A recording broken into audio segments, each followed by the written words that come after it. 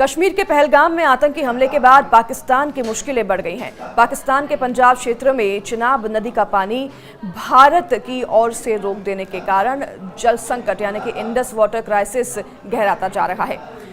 मंगला और तरबेला जैसे मुख्य बांध सूखे पड़े हुए हैं, जिससे कि सिंचाई प्रभावित हो रही है और खरीफ की फसलों की बुआई रुकने का खतरा पाकिस्तान पर मंडरा रहा है।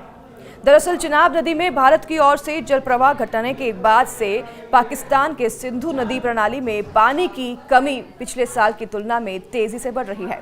हालात तो यहां तक हैं कि मंगला और तरबेला बांधों में जल संग्रहण आधे से भी कम हो गया है, जिससे कि सिंचाई और जल विद्युत उत्पादन दोनों प्रभावित हो रहे हैं। मानसून देर से आने के कारण सिंचाई के लिए पानी की उपलब्धता और भी कम हो सकती है, जिससे कि पंजाब प्रांत के किसानों को भारी नुकसान होने की आशंका है। ध्यान रहे कि भारत ने हाल ही में 1960 की सिंधु जल संधि निलंबित की है और पाकिस्तान को जल स्तर के आंकड़े देना भी बंद कर दिया है, जिससे कि पाकिस्तान को मानसून के दौरान पहले की तरह पूर्व चेतावनी देने में दिक्कत हो रही है। इस कदम से पाकिस्तानी किसानों के लिए खासकर खरीफ की बुआई के मौसम में जल संकट और भी गहरा गया है। पाकिस्तान में इस गर्मी में भीषण तापमान के बीच मानसून देर से पहुंचने की वजह से सिंचाई की समस्या और भी बढ़ गई है। जून के अंत तक मानसून के पहुंचने की संभावना कम है, जिससे कि किसानों को सिंचाई के लिए पानी की भारी किल्लत का सामना करना पड़ रहा है। पाकिस्तान के सिंधु नदी प्रणाली प्राधिकरण ने बताया कि 2 जून 2025 को पंजाब प्रांत में पानी की उपलब्धता पिछले साल की तुलना में 10.3% तक कम हो गई है, तो वहीं कुल पानी की मात्रा 1,28,800 क्यूसेक रह गई है, जो कि सिंचाई के लिए पर्याप्त नहीं है। पाकिस्तान के प्रमुख 2 बांध मंगला और तरबेला, जो कि सिंधु और झेलम नदियों पर बने हुए हैं, आधी क्षमता से भी कम पानी स्टोर कर पा रहे हैं। यह स्थिति जल विद्युत उत्पादन और सिंचाई दोनों को प्रभावित कर रही है, जिससे कि पंजाब और सिंध प्रांतों में खेती संकट में है।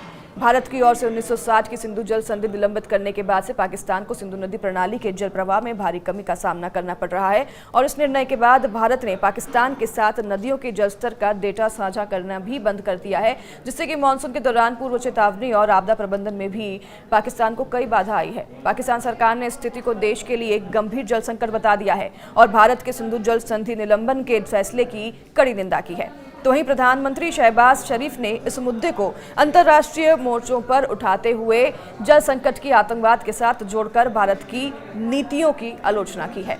तो वहीं कृषि विशेषज्ञों ने चेतावनी दी है कि अगर जल संकट इसी तरह से बना रहा तो आने वाले महीनों में पाकिस्तान के खाद्य सुरक्षा पर गंभीर असर पड़ सकता है। तो वहीं पाकिस्तान सरकार अब सिंधु जल संकट को कम करने के लिए वैकल्पिक जल स्रोत खोजने और जल संरक्षण परियोजनाओं को तेज करने का ध्यान केंद्रित कर रही है। सिंधु जल प्राधिकरण की ओर से आगामी हफ्तों में नए जल प्रबंधन उपायों की घोषणा की जा सकती है। साथ ही दक्षिण पश्चिम मानसून की संभावित स्थिति पर पैनी नजर रखी जा रही है, ताकि किसानों को समय पर सहायता दी जा सके। और इस जल संकट ने पाकिस्तान के सामाजिक और आर्थिक तनाव को और भी बढ़ा दिया है।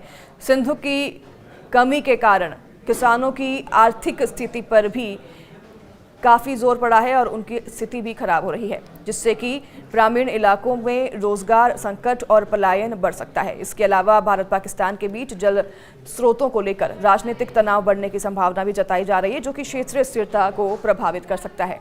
तो सीधे तौर पर आम और सरल भाषा में पाकिस्तान जल संकट से अभी जूझ रहा है और वह गुहार लगा रहा है मदद की, लेकिन भारत ने अभी सिंधु जल नीति पर किसी तरह का विचार करने से मना कर दिया है, यानी कि पाकिस्तान पर जो जल संकट है वो और भी गहरा सकता है आने वाले समय में।